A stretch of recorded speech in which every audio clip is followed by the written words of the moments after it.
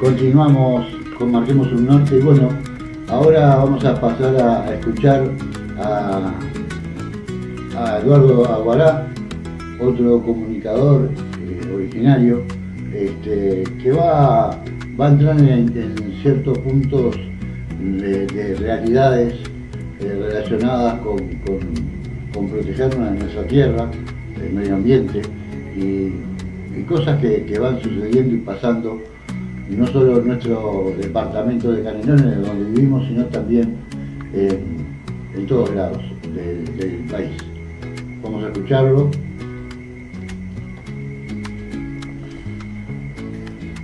Es un gusto estar compartiendo este espacio con todos y todas ustedes, con nuestras hermanas y hermanos.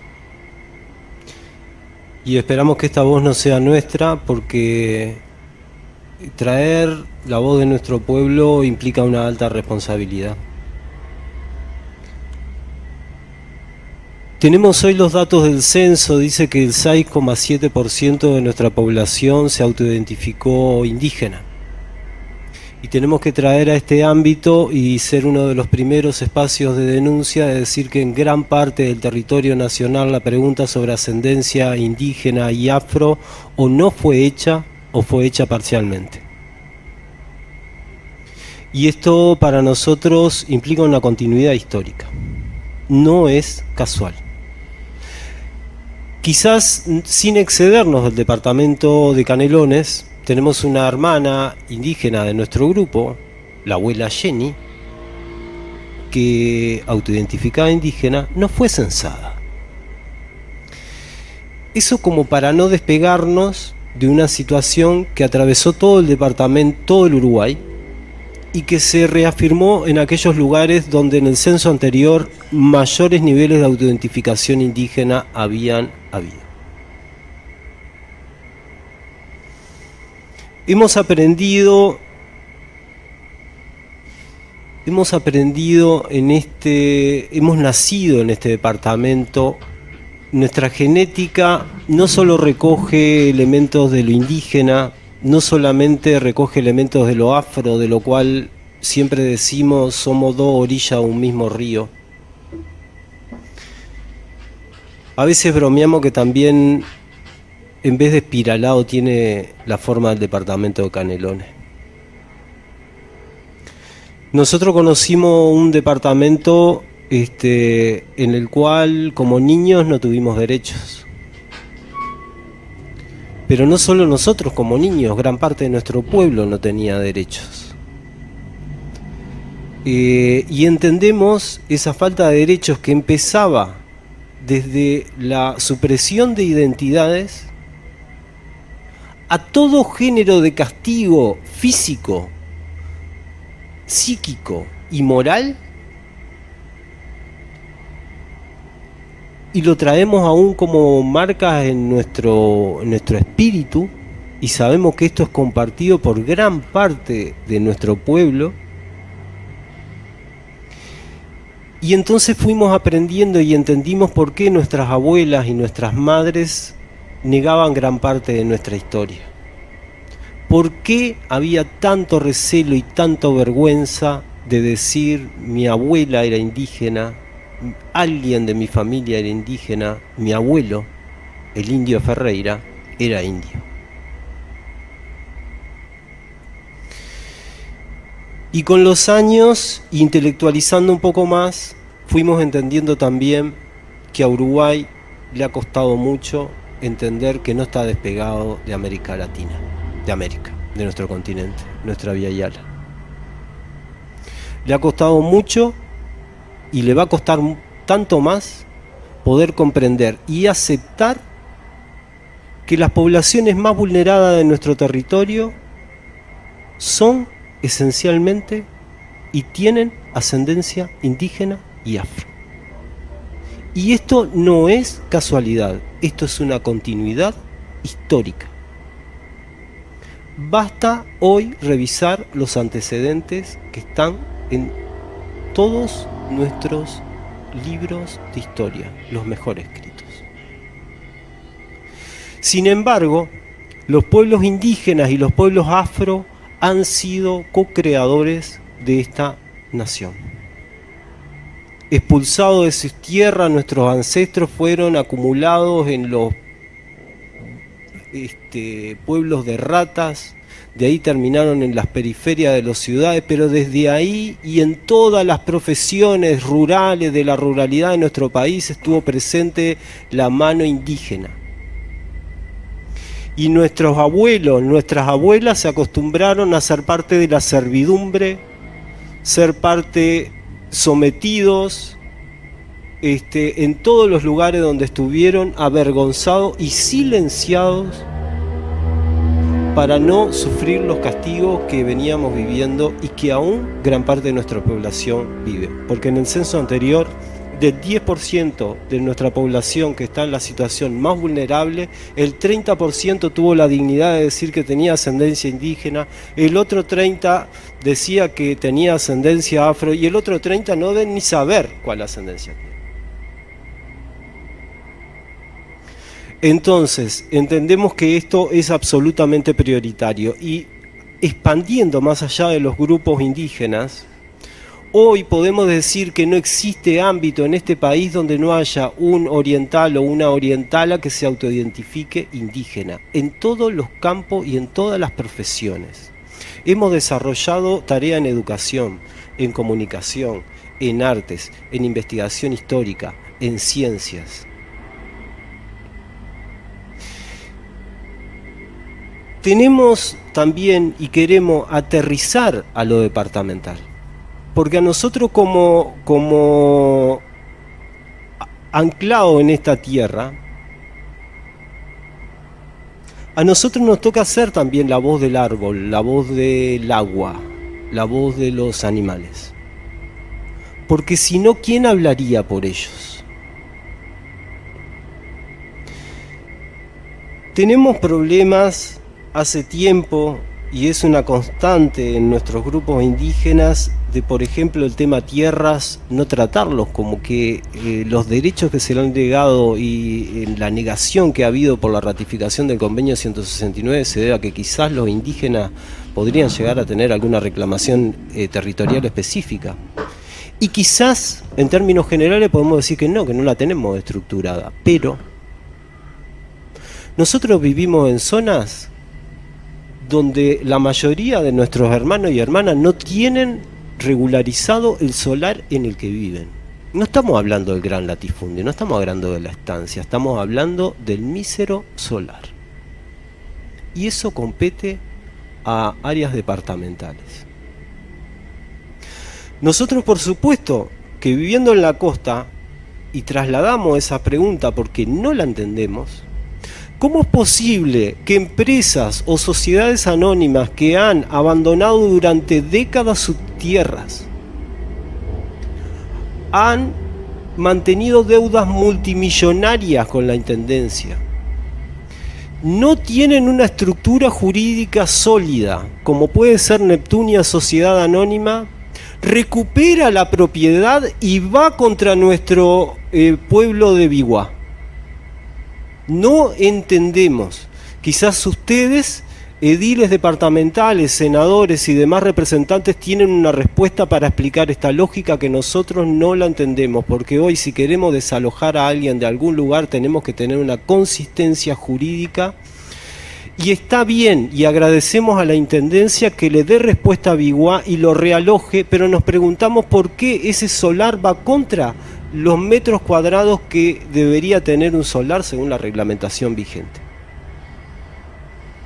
Esas son situaciones que nosotros no entendemos, las sentimos y toca fundamentalmente a nuestros hermanos y hermanas. Y no podemos dejar de decirlo. Nosotros estamos de acuerdo con el plan de ordenamiento territorial. Entendemos que es una herramienta fundamental del departamento. Por supuesto que sí. Antes no la teníamos. Pero también aprendimos en estos años que un plan de ordenamiento territorial no puede ser una declaración de intenciones. Debería cumplirse. Si tenemos planes de manejo costero, entendemos que debería cumplirse. Porque ¿qué es lo que encontramos? Sentimos que los reductos naturales que tiene nuestro departamento son los últimos. Ya se acabó aquello de lo pletórico de naturaleza en el país o en el mundo. Lo que hay de naturaleza en el departamento y en nuestro país son los últimos reductos naturales. Entonces, por supuesto, nos choca profundamente el avance de los barrios privados en el departamento de Canelones. Y mucho más nos afectan los barrios privados si los van a instalar sobre un humedal, sobre un cangrejal, violentando la normativa que ustedes mismos definieron. Tenemos hoy un plan de ordenamiento territorial que excluye los cultivos de secano de 12 municipios del departamento de Canelones. Entonces nos preguntamos por qué tenemos hoy la ciudad de Sauce, la periferia de la ciudad de Sauce fumigada. ¿Por qué tenemos escuelas rurales en nuestro departamento fumigadas? ¿Cuál es el derecho para que esto continúe? ¿Qué herramienta necesita el departamento para erradicar definitivamente este flagelo que nos está matando? Hay estudios, hoy ya, en 18 de julio, en Rocha, que demostró que el agua que beben los niños de la escuela rural tiene glifosato, que el agua de las cunetas tiene glifosato. Creemos profundamente en un Canelones que puede y que debe ir hacia un aspecto vinculado con lo agroecológico y cuidado de la naturaleza. Tenemos una posibilidad, nuestro departamento es rico. En cualquier lugar del departamento donde caiga la semilla nace sola, no hay que explicarle. El año pasado el área metropolitana de Montevideo fue la primer capital del mundo sin acceso al agua potable durante meses. A mi barrio en Barros Blancos el agua llegó cuando tenía 18 años, le llamamos el agua corriente, yo pensaba que tenía algo que ver con la electricidad. Y hasta entonces la sacábamos de un pozo de 7 metros, nunca nos faltó el agua, pero hoy dependemos del agua de OCE. Nos preguntamos entonces por qué el área cautelada que está rodeando a Laguna del Cisne, que provee de agua a el 50% del consumo de agua de la costa este del peaje Pando, ¿por qué ahora se proyecta un barrio privado, un fraccionamiento de 73 lotes de 3 hectáreas en una laguna que está a punto de morir?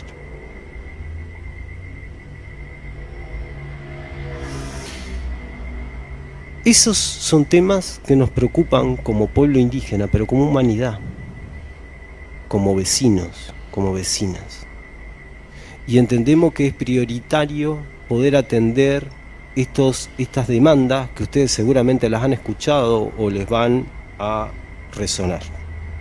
Y la última, necesitamos que estén presentes el día 17 en la audiencia pública en Empalme Olmos, porque los vecinos están cansados de vivir con la montaña de basura de Cañada Grande. Pero si estaban cansados de eso, no quieren un realojo de un basural a orillas del arroyo Pando, donde también tenemos un poblado al lado, tenemos la escuela a 200 metros, tenemos la toma de agua a unos pocos metros. Les agradecemos mucho la atención, sabemos que quizás esto no,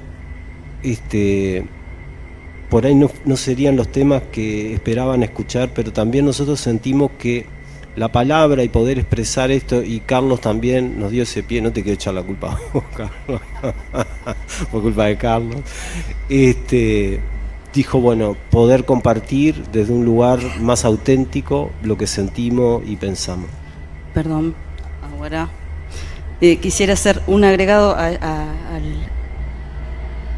que planteó Aguará como reivindicación, recordarle a la Intendencia de Canelones que por ley la propia Intendencia impulsó y es legal que Canelones es libre de soja.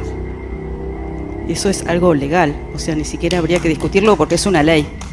y la Intendencia de Canelones tendría que ocuparse de que se aplique la ley, ni siquiera luchar por esa reivindicación porque ya está lograda. Canelones es libre de soja, la propia gente de la Intendencia lo impulsó, el propio Orsi, el compañero Orsi, impulsó, ya es ley y se está incumpliendo la ley cuando se permite que se plante soja transgénica,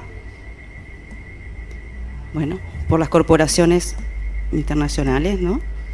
De Fernández, así que esa reivindicación también, que se cumpla la ley.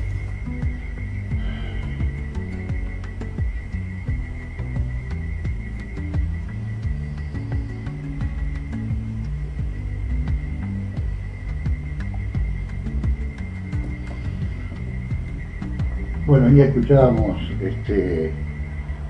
los últimos en hablar de los representantes de los pueblos indígenas aquí de Ciudad de Canelones, perdón, de todo Canelones.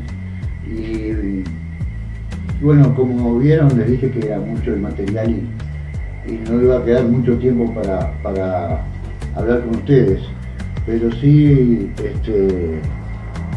tener bien claro que hay mucha cosa pendiente y bueno, quedó expuesto de alguna manera con los que asistieron a este encuentro en la Intendencia Municipal de Canelones y Derechos Humanos de la Intendencia para tener un diálogo con los pueblos originarios del departamento. Con los pocos minutos que quedan quiero hacer un pequeño comentario, quizás el programa que viene haremos un poco más sobre el censo, que se dieron resultados. Creo que es vergonzoso cuando algo que se hace no se termina, porque falta un 10% más para censar a la población y se ve que se dieron por vencido, no siguen con el censo y falta nada más y nada menos que el 10% de la población. Pero ahí tiraron los resultados que parece increíble, ¿no? Creo que el tema de lo que se reconocieron como indígenas anda cerca de un 7%, pero esperen que me voy a fijar acá porque hay un dato que lo quiero decir con exactitud. A ver si lo tenemos por acá. No, acá no. Acá lo tengo.